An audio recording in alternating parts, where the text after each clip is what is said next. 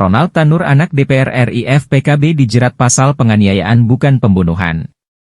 Polisi telah menetapkan Gregorius Ronald Tanur alias GR, 31, sebagai tersangka kasus penganiayaan yang menyebabkan nyawa Sera Afrianti alias Andini, 29, melayang. Namun oleh polisi, anak anggota Komisi 4 DPR RI dari fraksi PKB, Edward Tanur ini hanya dijerat pasal penganiayaan, bukan pembunuhan. Atas fakta-fakta penyidikan yang disesuaikan dengan alat bukti, maka kami telah menetapkan status saksi GR, laki-laki 31 tahun tinggal di Pakuan City, Surabaya. Dari saksi kami tingkat menjadi tersangka, kata Kapolrestabes Surabaya Kombes Pasmaros saat rilis di Polrestabes Surabaya, Jumat, 6 Oktober 2023.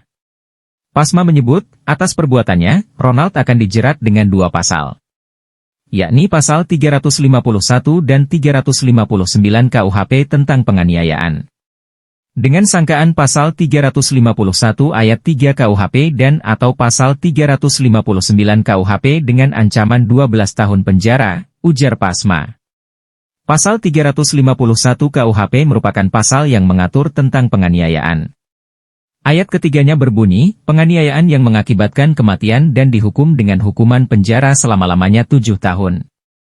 Lalu, bunyi pasal 359 KUHP yakni, barang siapa karena kesalahannya, kealpaannya, menyebabkan orang lain mati, diancam dengan pidana penjara paling lama 5 tahun. Setelah ditetapkan sebagai tersangka pada Kamis 5 Oktober, Ronald langsung dilakukan penahanan di Polrestabes Surabaya. Tindakan yang sudah dilakukan oleh penyidik, maka tadi malam, hari Kamis tanggal 5 Oktober 2023, terhadap tersangka kita lakukan penahanan, ungkap Pasma.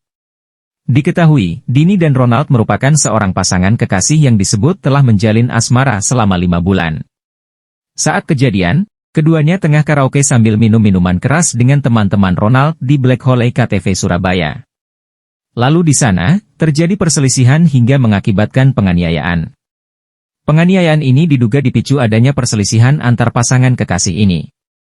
Penganiayaan disebut berlanjut di basement hingga Dini ditemukan meregang nyawa. Sebelum tewas, Dini sempat curhat soal kematian di TikTok-nya. Dini juga sempat mengirim voice note, VN, ke temannya yang menyebut ia baru dianiaya sang kekasih. Saat ini, jenazah Dini telah dibawa ke kampung halamannya di Kampung Gunung Guruh Girang, Desa Babakan, Kecamatan Cisaat, Kabupaten Sukabumi, Jawa Barat.